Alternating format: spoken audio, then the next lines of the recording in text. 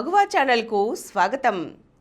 Sunitha Williams భారత సంతతికి చెందిన వ్యోమగామి. ఈమె 1998లో అంతరిక్ష యానంలో శిక్షణ తీసుకున్నారు. కల్పనా చావ్లా తరువాత అంతరిక్ష యానం చేసిన రెండవ మహిళ ఈమె. మొట్టమొదటిసారి 2006 డిసెంబర్లో ఈమె అంతరిక్ష యాత్ర చేశారు. ఆ తొలి పర్యటనలో ఆమె డిసెంబర్ 2006 నుండి 2007 జూన్ వరకు సుమారు 194 రోజుల పాటు అంతరిక్షంలో గడిపారు. రెండోసారి పర్యటనలో 2012లో 4 నెలల పాటు అంతర్జాతీయ అంతరిక్ష కేంద్రంలో గడిపారు. ఈమె తండ్రి భారతీయుడు, తల్లి స్లోవేనియా దేశస్థురాలు. ఈమె నేవల్ అకాడమీలో కలిసిన విలియమ్స్ అనే వ్యక్తిని వివాహం చేసుకున్నారు. ఈమె నేవల్ టెస్ట్ పైలట్గా, టెస్ట్ పైలట్ బోధకురాలిగా పనిచేశారు. 30కి పైగా విభిన్న విమానాలను నడిపారు. డిసెంబర్ 9, 2006న విలియమ్స్ డిస్కవరీ అనే స్పేస్ షటిల్ ద్వారా ISSకి ప్రయాణించారు.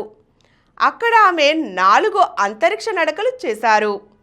అంతరిక్షంలో 195 రోజుల వరకు గడిపారు. ఈ 2 మహిళల పేరిట దక్కిన 2 రికార్డులు. ISS ట్రెడ్మిల్ని ఉపయోగించి కక్షలో ఉన్నప్పుడు బోస్టన్ మ్యారథాన్ను పరిగెత్తిన మొదటి వ్యక్తి కూడా విలియమ్సే. అలాగే జూలై 2012లో మళ్ళీ ISSకి వెళ్ళిన ఆమె మరో 2 సార్లు అంతరిక్ష నడకలు చేశారు. 122 రోజుల పాటు అంతరిక్షంలో గడిపారు. ఇలా అప్పుడే ఆమె అంతరిక్షంలో అత్యధిక కాలం గడిపిన మహిళగా రికార్డు సృష్టించారు. అమెరికన్ వ్యోమగామి పెగ్గీ విట్సన్ తరువాత అధిక సమయం గడిపిన రెండవ వ్యక్తిగా చరిత్ర సృష్టించారు. అంతరిక్ష ప్రయాణం సునీతకు కొత్తేం కాదు. పైగా ఆమెకు ఎంతో ఇష్టమైన పని కూడా. ఇటీవల అంటే 2024 జూన్ 5న ఆమె 3వసారి అంతరిక్ష యానానికి సిద్ధమయ్యారు. అయితే వారానికే తిరిగి వస్తాం అనుకున్న వాళ్ళు ఇప్పటికీ 9 నెలలు పూర్తవుతున్నా తిరిగి రావడం కుదరలేదు. దీంతో ఆమె ఆరోగ్యం గురించి ప్రపంచమంతటా ఆందోళన చెందింది. ఆమె మాత్రం శూన్యంలో తేలిపోతూ పనులు చేసుకోవడం, రాత్రివేళ మినుగురుల్లా మెరిసిపోతున్న భూమిని చూసి మురిసిపోవడం, క్షణక్షణం రంగులు మారుతున్న సూర్యోదయాన్ని చూడటం తనకెంతో ఇష్టమంటూ ఉత్సాహంగానే గడుపుతున్నారు. ఈ హ్యాపీ ప్లేస్లో గడపడం ఎంతో బాగుందని అంటున్నారు. చెరగని చిరునవ్వుతో ధైర్యాన్ని ప్రదర్శిస్తూ సాహసానికి మారుపేరుగా నిలిచారు. 2 సార్లు అంతరిక్షయానం పూర్తి చేసుకుని తిరిగి వచ్చిన సునీత విలియమ్స్ 3వసారి సహ వ్యోమగామి విల్మోర్తో కలిసి ISSకు జూన్ 5న చేరుకున్నారు. వారం తర్వాత తిరిగి వాళ్ళిద్దరూ భూమికి రావాల్సి ఉండగా వ్యోమనౌకలో సాంకేతిక సమస్య తలెత్తింది. దీంతో సెప్టెంబర్ 7న ఆ ఇద్దరు వ్యోమగాములు లేకుండానే ఆ క్యాప్సూల్ భూమి మీదకు వచ్చేసింది. ఆ మధ్య స్పేస్ నుంచి విడుదలైన ఫోటోలో సునీత బక్కచిక్కిపోయి ఉండటం చూసి ఆమె ఆరోగ్యం ఎలా ఉంది, తిరిగి రాగలదా, వచ్చాక పరిస్థితి ఏమిటి, ఇలా ప్రతి ఒక్కరిలో ఎన్నో ప్రశ్నలు. 2003లో కొలంబియా దుర్ఘటనలో కల్పనా చావ్లా మరణించాక మరోసారి మానవ సహిత యాత్ర జరుగుతుందో లేదో అని అనేక సందేహాలు వచ్చాయి. సునీత మాత్రం ఇక అంతరిక్షంలోకి అడుగుపెట్టలేనా అని భయపడ్డారట. కానీ కొన్నాళ్ళకే నాసా తిరిగి పని మొదలు పెట్టడంతో సునీత అంతరిక్షానికి వెళ్ళారు. ఇప్పుడు ఆమె రాక ఆలస్యం కావడంతో ప్రపంచమంతా భయపడుతుంటే తాను మాత్రం అంతరిక్ష జీవితం నాకేమీ ఇబ్బందిగా అనిపించడం లేదు, ఆరోగ్యంగానే ఉన్నా, నా 2 పెట్ డాగ్స్ని మాత్రం మిస్ అవుతున్నా అంటూ సమాధానం ఇచ్చారు. స్పేస్ ఎక్స్ డ్రాగన్ క్యాప్సూల్ ఈ నెల 12న ఇంటర్నేషనల్ స్పేస్ స్టేషన్కు వెళ్తుంది. 9 నెలల సుదీర్ఘ నిరీక్షణ తర్వాత అక్కడి నుంచి సునీత విలియమ్స్ విల్మోర్లను భూమి మీదకు తీసుకురానుంది.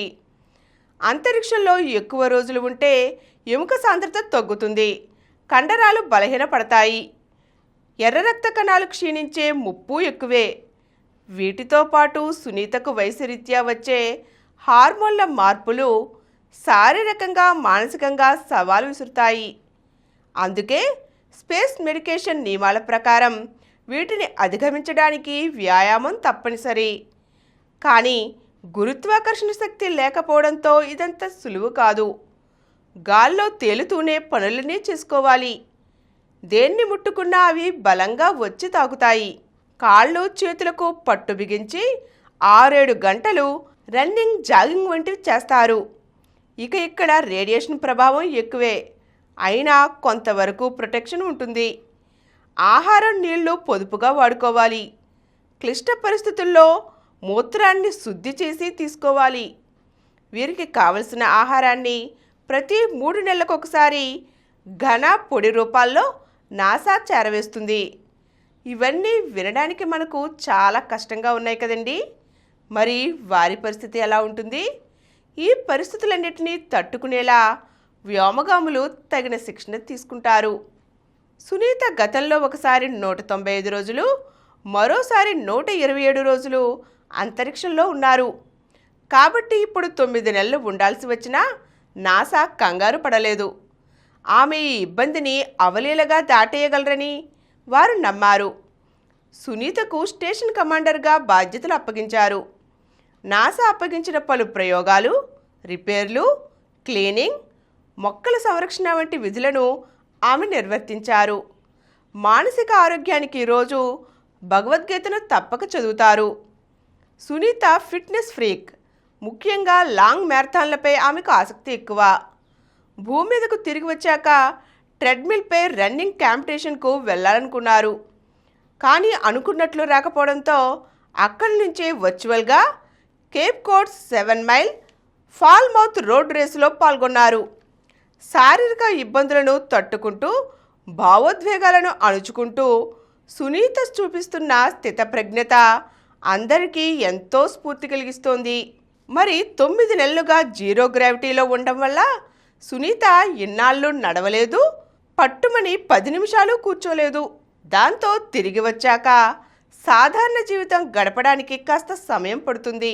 కొన్నాళ్ల పాటు న్యూరో వెస్టిబులర్ సమస్య వల్ల గాల్లో తేలుతున్నట్లే అనిపిస్తుంది. ఆ భావనతోనే కొన్నిసార్లు నిద్రలో మంచం నుండి కింద పడిపోతుంటారు. అలా కాకుండా ఉండటానికి మంచానికి కొన్నాళ్ళు టేప్ వేయడం తప్పనిసరి. అలాగే రోజు 7-8 గంటల పాటు ఈత సాధనం చేయడం వల్ల నెమ్మదిగా వెయిట్లెస్ కండిషన్ నుంచి బయటపడతారు. ఇదండి సునీత విలియమ్స్ ఎదుర్కొంటున్న ఆరోగ్య సమస్యలు, అలాగే ఆమె అంతరిక్ష యాత్రకు సంబంధించిన వివరాలు. మరో చక్కని అంశంతో మళ్ళీ కలుద్దాం. ఈ కార్యక్రమం మీకు ఎంతో నచ్చింది కదా. ఇటువంటి మరిన్ని వీడియోల కోసం అనతి కాలంలోనే 20 కోట్లకు పైగా వ్యూస్ సాధించిన సమరం ఛానల్ సమర్పించు సమరం మగువ ఛానల్కు సబ్స్క్రైబ్ చేయండి, లైక్ చేయండి, మీ ఫ్రెండ్స్కి షేర్ చేయండి. అలాగే ప్రక్కనున్న గంట సింబల్ని ప్రెస్ చేయడం మర్చిపోకండి.